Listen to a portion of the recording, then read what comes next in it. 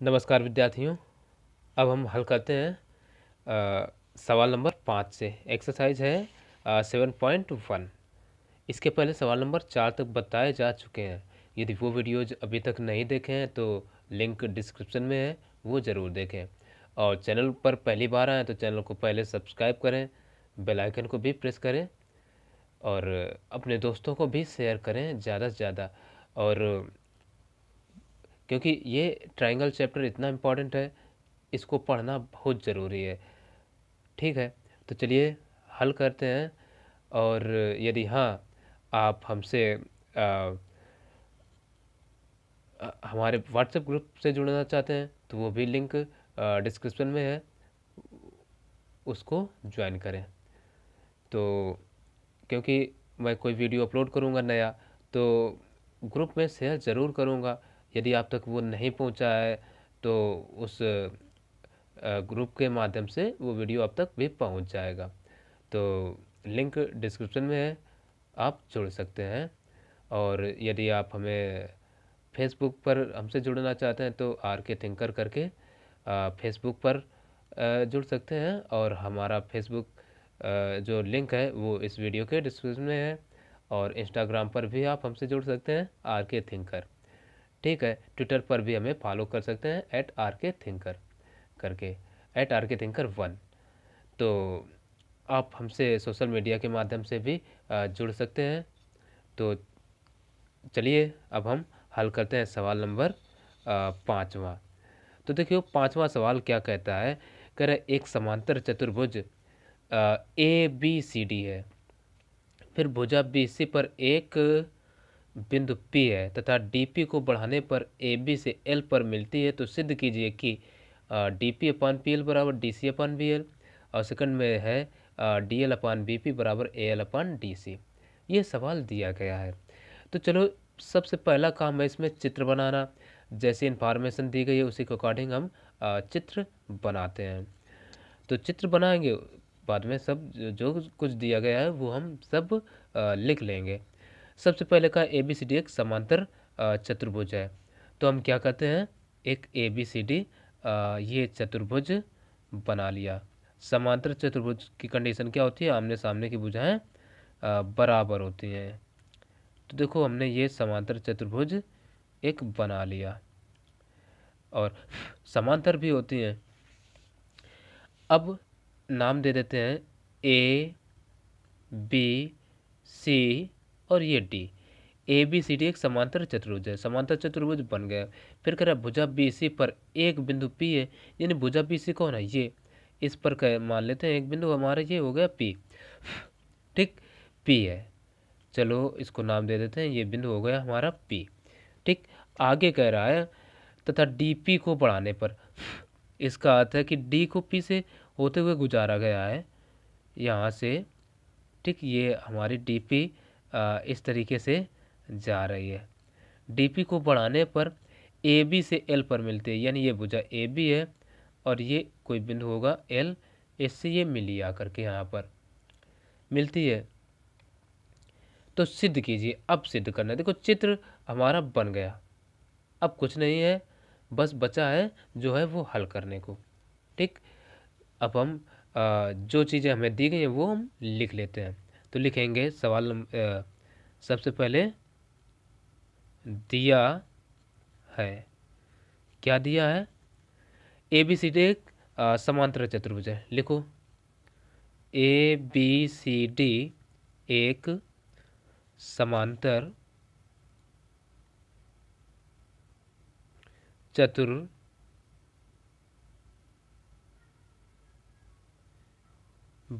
है। ठीक है ना, समांतर चतुर्भुज है। फिर देखो कहा भुजा BC पर एक बिंदु P है, BC पर एक बिंदु P है। फिर कहा DP को बढ़ाने पर AB से L पर मिलती है, DP को बढ़ाने पर AB से L पर मिलती है। अच्छा, इतना चीज़ें, ये चीज़ें जो दिया है लिखने में, मान लो सवाल तुम्हें नहीं भी आ रहा है तो ये चीज़ें यदि लिखोगे तो 1 नंबर तो एग्जामिनर दे ही देगा लिखने का ही। ठीक है, भले ना हल कर पाओ वो एक अलग बात है, लेकिन अच्छे से पढ़ोगे तो हल ज़रूर करोगे। ठीक, तो इन ट्रिक्स को भी फॉलो करना ज़रूर याद रखना। और अब मैं अपने इंस्टाग्राम पर और अपने फेसबुक पेज पर बहुत सारे शॉर्ट ट्रिक एग्ज़ाम में कैसे अच्छे मार्क्स पाएँ, और फेसबुक पेज पर भी सब कुछ अपलोड करता रहूँगा, तो लिंक डिस्क्रिप्शन में है, उसको पर जा कर के फॉलो ज़रूर कर लें। ठीक है, तो ये इतना दिया गया है। अब इसके आगे अब हमें क्या करना है, ये चीज़ें हैं जो सिद्ध करना है, तो इनको लिख लेते हैं, सिद्ध करना है। अब देखो सिद्ध करने में क्या करते हैं, ये पहला नंबर में फर्स्ट में क्या है, डीपी अपान पीएल बराबर, ये है देखो डीसी अपान बीएल। और सेकंड में यही हम लिख लेते हैं, सेकंड नंबर भी दे रखा है, डीएल अपान बीपी बराबर एएल अपान डीसी। ठीक है ना, तो चलो अब बचा हल करने को, हल करते हैं। हल अब अच्छे से समझना, बहुत ही आसान सवाल, कोई कंफ्यूजन नहीं, अच्छे से बस समझिए। सबसे पहले क्या करते हैं, हम मान लेते हैं इसको कोण 1। ठीक है, चलो लाल पेन से ही मान लेते हैं 1, और इसको या इसको चलो 2 मान लिया, इसको मान लेते हैं 3, अब इसको मान लेते हैं 4, और इसको मान लेते हैं 5। ठीक, और इसको मान लेते हैं 6। ठीक, कोण हमने मान लिए। अब देखना, अब पहले जब ये सवाल सिद्ध करना हो तो एक बार गौर से ये ज़रूर देखना कि हमें सिद्ध क्या करना है। जो दिया है, ठीक है, दिया है, उस पर बाद में गौर करेंगे। सबसे पहले हम देखेंगे हमें सिद्ध क्या करना है। डीपी, सबसे पहले देखो डीपी है कहाँ, ये यहाँ से यहाँ तक ये जो भुजा है ये डीपी है, अपान पीएल, पीएल कहाँ है, इसको भी देखें, ये भुजा है पीएल। ठीक, यानी ये और ये दो भुजाएं मिल गई। फिर देखो डीसी कहाँ है, डीसी ये है, और बीएल कहाँ है, बीएल ये है। अर्थात ये दोनों चारों भुजाएं जो हैं किन त्रिभुजों में आ रही है, एक तो डीसीपी में और दूसरी एलबीपी में, इनमें ही आ रहे हैं। तो यही दोनों हम त्रिभुज सबसे पहले ले लेंगे, तो लिखेंगे त्रिभुज। अब देखो हम किस रेस्पेक्ट में त्रिभुज लें भाई, जैसे डीपीसी ले लें, तो फिर डीपीसी लिया है तो दूसरा त्रिभुज कौन सा लेंगे, रेस्पेक्ट में कैसे हमें चलना है ये जानना बहुत ज़रूरी है। अब देखो हम पहले ये जो कर्ण वाली भुजा है, या इस प्रकार से जो भुजा नज़र आ रही है उसकी ओर चल लेंगे। देखो कोने से पी की ओर चले ना, तो हम इसको लिख रहे हैं डी पी सी। ठीक है, पहला त्रिभुज हमने लिया डी पी सी, तो इसका भी कोना ये पकड़ा। फिर देखो इसमें पी की ओर आए तो इसमें भी पी की ओर ही आएंगे, तो इसको लिखेंगे एल पी, और इसमें सी था, इसमें बी की ओर चलेंगे में। यहाँ तक अगर कुछ ना समझ में आए तो ज़रूर पूछिए में। अब आगे, अब देखो ये दोनों त्रिभुज तो ले लिए, अब इनको क्या करते हैं, हम समरूप कर लेते हैं। तो देखो कोण 1 बराबर कोण 2 होगा, कोण 1 बराबर कोण 2। ऐसा क्यों भाई, ये देखो अगर हम यहाँ से देखें, ऐसे ऐसे जेट सी आकृति नज़र आ रही, और ये रेखाएं समांतर तो पहले से ही हैं, क्योंकि समांतर चतुर्भुज है तो आमने सामने भुजाएं समांतर होंगी, तो लिख देंगे एकांतर कोण। और एकांतर कोण सदैव बराबर होते हैं यदि रेखाएं समांतर हैं तो ये रेखाएं तो समांतर हैं ही। अच्छा, ये हो गया। अब एक चीज और देख लेते हैं, कोण 2 बराबर कोण 4 होगा। कोण 2 बराबर कोण 4, ये क्यों बराबर होगा? कारण हो जाएगा VOA, यानी VOA का फुल फॉर्म होता है वर्टिकली अपोजिट एंगल्स, यानी शीर्षाभिमुख कोण। और जब दो रेखाएं एक दूसरे को काटते हैं तो शीर्षाभिमुख कोण बनते हैं, और ये सदैव बराबर होते हैं, यानी जितना 3 होगा उतना कोण 4 होगा। तो ये हमने लिख दिया। अब देखो यहाँ से जो समरूपता के नियम है, एक नियम होता है AA, यानी कोण कोण समरूपता। समरूपता से जो त्रिभुज हैं, कौन से? DPC, ये नहीं, ये हम लगाते हैं चिन्ह, ये समरूप का, ठीक है ना। समरूप सही से बन नहीं पाया, समरूप हो जाएगा त्रिभुज LPP के, समरूप हो गए। तब अब देखिए सिद्ध क्या करना था, DP यानी पहली भुजा, है ना। तो हम लिख देते हैं DP। अब जब दो त्रिभुज समरूप होते हैं ना तो उनकी संगत भुजाओं का अनुपात भी बराबर होता है। तो इसकी भुजा कौन लेते हैं? DP, तो इसकी कौन सी लेंगे? LP, ठीक है, LP बराबर। आगे क्या सिद्ध करना? DC, यानी पहली और तीसरी, DC बटे इसकी भी, ये देखो BL है यानी LB, या इसी को अब सीधा करके जो हमें सिद्ध करने में लिखा है वही लिख लेते हैं।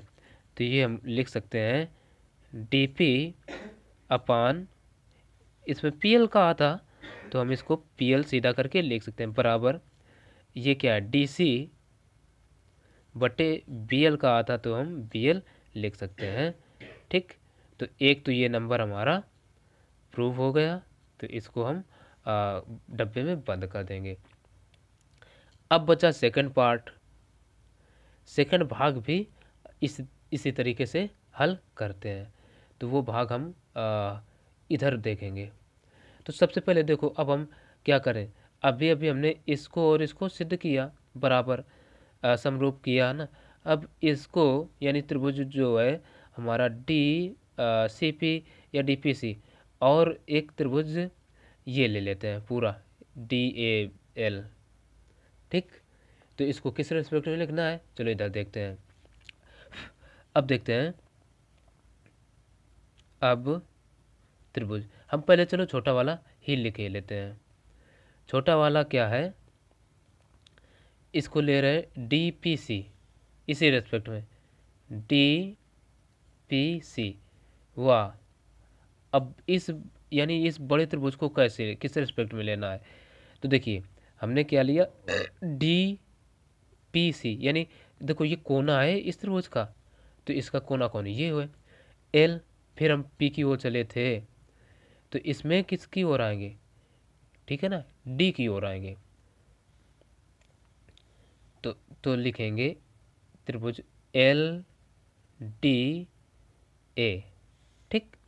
देखो जैसा हम LDA और DPC एक सी आकृतियां नजर आएंगी, तो इसमें अब हम अपना कैलकुलेशन करेंगे।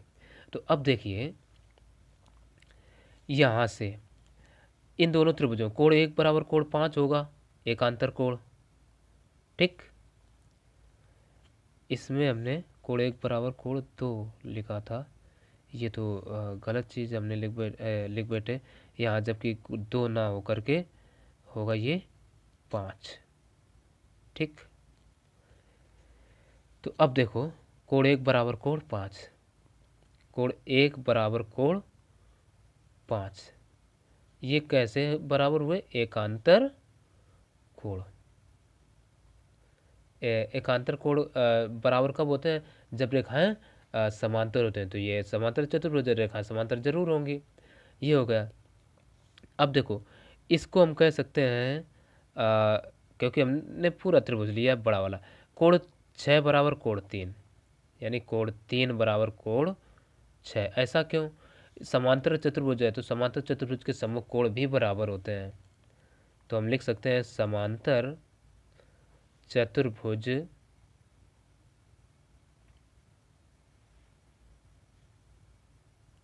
के सम्मुख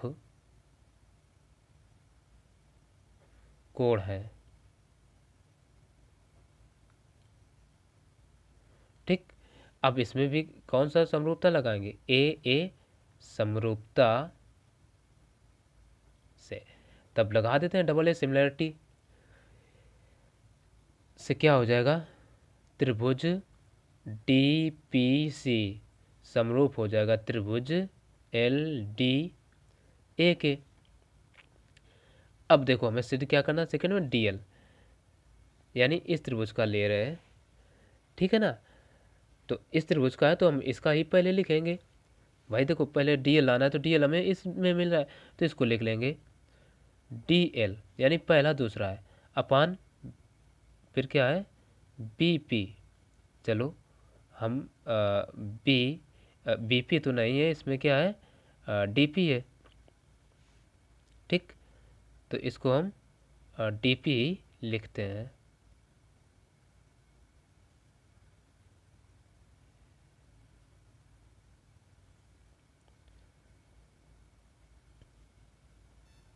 और यहाँ पर सवाल में हमने अब DP की जगह BP नोट कर रखा है, वही ये मिस्टेक अभी हमें कर रहा था। तो यहाँ क्या है?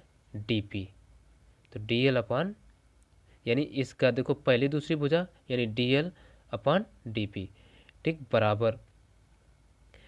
अब क्या होगा? अब देखो आगे क्या करना है? AL यानी तीसरी और पहली आएगा तो इसको हम लिख लेते हैं AL अपान फिर क्या है? इसकी तीसरी और पहली क्या है? CD है DC, यही तो सिद्ध करना है तो आ जाएगा DC। और ये दूसरा सिद्ध करना था, यही सिद्ध हो गया। तो ये देखिए इस तरीके से ये सवाल हम पूरा का पूरा सिद्ध कर चुके हैं, दोनों नंबर। ठीक, ये फर्स्ट था और ये सेकंड नंबर भी अप्रूव्ड हो गया। इसको हम यहीं पर सेकंड नंबर डाल देते हैं। ठीक, दोनों ही प्रूव हो गए। अब इसका देखते हैं अगला नंबर सवाल। ठीक, चैनल को सब्सक्राइब जरूर किया करें। अब देखते हैं सवाल नंबर छठवां सवाल कह रहा है कि एक चतुर्भुज ABCD है तथा PQRS क्रमशः AB BC CD व DA के ट्राई सेक्शन बिंदु A व C के सम्मुख है।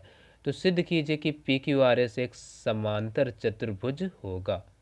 ये सिद्ध करना है। तो चलिए सबसे पहले इस सवाल को अच्छे से समझते हैं। कह रहे ABCD एक चतुर्भुज है, तो हम क्या करते हैं? एक चतुर्भुज बना लेते हैं। ठीक है ना, हमने ये एक चतुर्भुज बना लिया, नाम दे देते हैं A B C और D।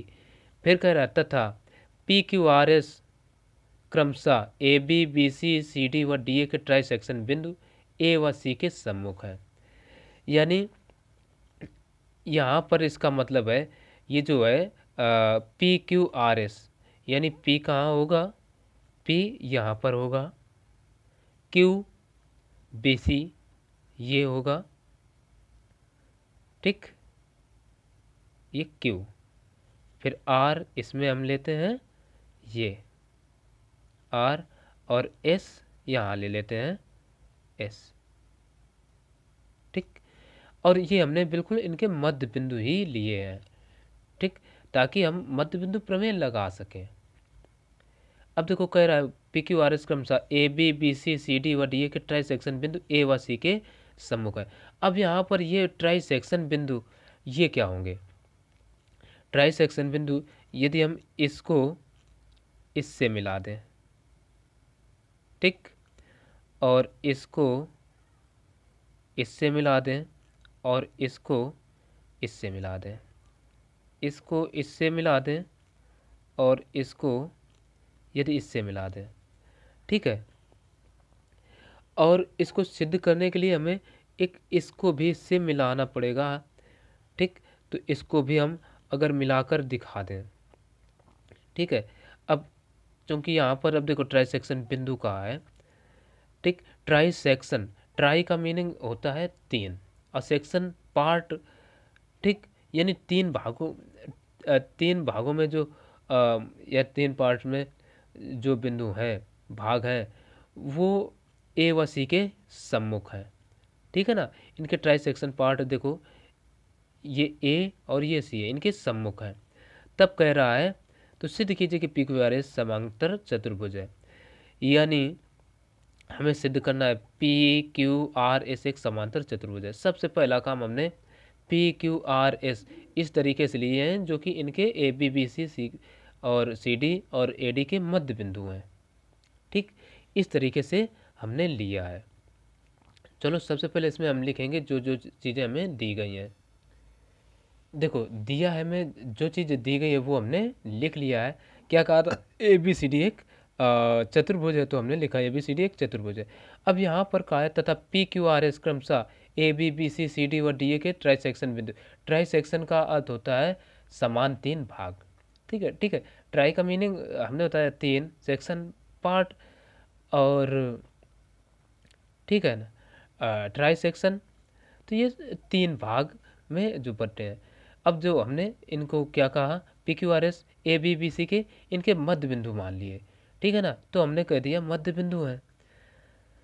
अब मध्य बिंदु करने से हम इसमें मध्य बिंदु थ्योरम अप्लाई कर सकते हैं, उसी के जरिए इस सवाल को हल कर पाएंगे। अब देखो सिद्ध करना है क्या, पी क्यू आर एस समांतर चतुर्भुज है, ये सिद्ध करना है।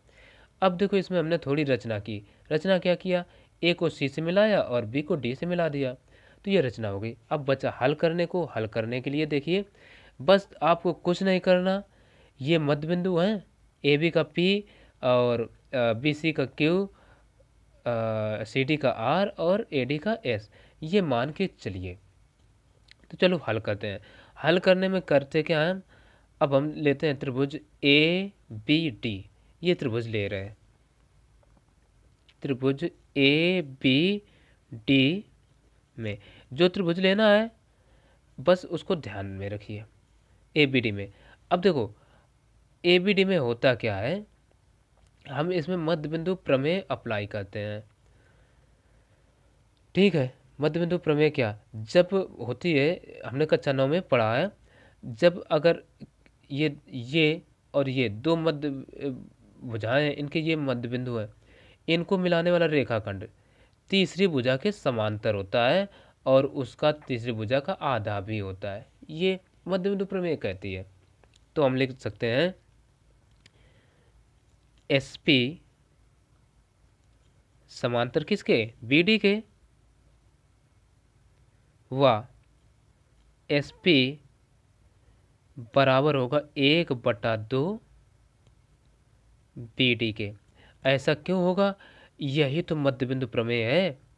तो मध्य बिंदु इसको हम समीकरण 1 कह देते हैं, और ये रीजन क्या होगा, mid point theorem, M P T, ठीक, मध्य बिंदु प्रमेय यानी मिड पॉइंट थ्योरम, ये हमने कह दिया। मिड पॉइंट थ्योरम यही कहते हैं। अब इसी प्रकार से त्रिभुज ये लेते हैं, इसी प्रकार। अब क्या कहते हैं, त्रिभुज ले रहे, अभी ए बी डी लिया, अब ले लेते हैं B D C. B D C में, बी डी सी में क्या कहते हैं, ये जो आर क्यू है, आर क्यू समांतर होगा बी डी के, व जो आर क्यू है ये बराबर होगा हाफ बी डी के। इसको इक्वेशन दो और रीजन सेम एज हो जाएगा, एम पी टी, ठीक है। अब देखो समीकरण 1 व 2 से, समीकरण 1 व 2 से। 1 व 2 से क्या देखते हैं हम, एक भी किसके बी डी के समांतर है, इसमें आर क्यू बी डी के समांतर है। एस पी किसका, बी डी का हाफ है, इसमें आर क्यू बी डी का हाफ है। तो जब ये है बी डी कैंसिल आउट, इसमें क्या एस पी समांतर आर क्यू हो जाएगा, एस पी समांतर आर क्यू व ये जो है एस पी बराबर हो जाएगा आर क्यू के। ठीक, ये हो गया। अब आगे इसी प्रकार से अब हम त्रिभुज ले रहे हैं ए डी सी। ठीक है, इसी प्रकार से हम इसको भी बड़े आसानी से कर सकते हैं। चलो कर लेते हैं। तथा त्रिभुज ए डी सी में, ए डी सी में देखिए ये ए डी सी बना, एस आर आएगा, एस आर समांतर किसके होगा, ए सी के। वह जो एस आर है वो हाफ भी किसका होगा, 1/2 होगा ए सी का। समीकरण इसको हम 3 कह देते हैं और इसका भी कारण हो जाएगा एम पी टी, यानी मिड पॉइंट थ्योरम, मध्य बिंदु प्रमेय। इसी प्रकार से इसी प्रकार त्रिभुज ले रहे ए बी सी, त्रिभुज ए बी सी में। ठीक, ए बी सी में, ओहो, ए बी सी में क्या करते हैं, ये जो होगा देखो चित्र देख सकते हैं यहाँ से, ये देखिए चित्र ए बी सी, ये पी क्यू आएगा।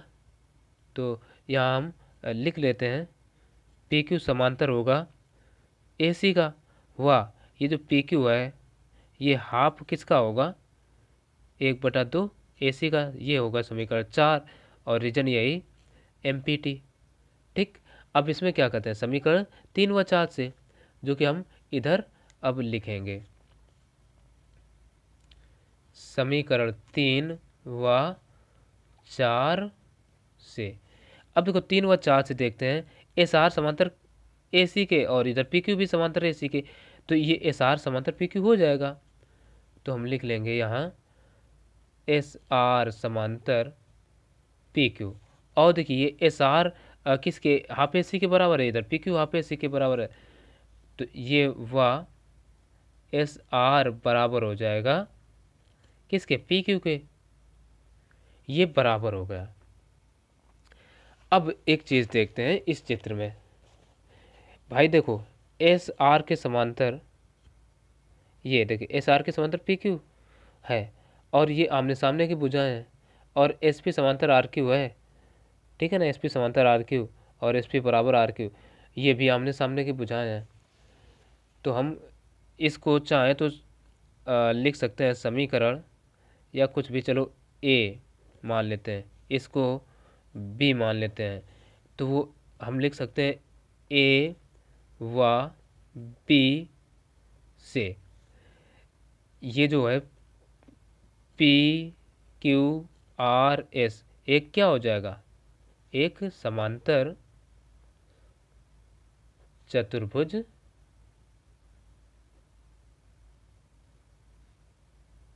है। ठीक, तो बस यही हमें सिद्ध करना था। कुछ खास नहीं, हमें ये अच्छे से समझ लेना है और बस इसको प्रूव कर देना है। यानी ये इनको हमें मध्य बिंदु मान कर चलना है और बस इसमें मध्य बिंदु थ्योरम अप्लाई की गई है, बाकी कुछ नहीं। ठीक है, तो चलिए फिर बाकी के सवाल अगले वीडियो में बताए जाएंगे। अब ज़्यादा लेट नहीं करना है, इसके बाद बहुत सारे इंपॉर्टेंट क्वेश्चंस भी करवाना है और आंसर पेपर भी हल करवाना है।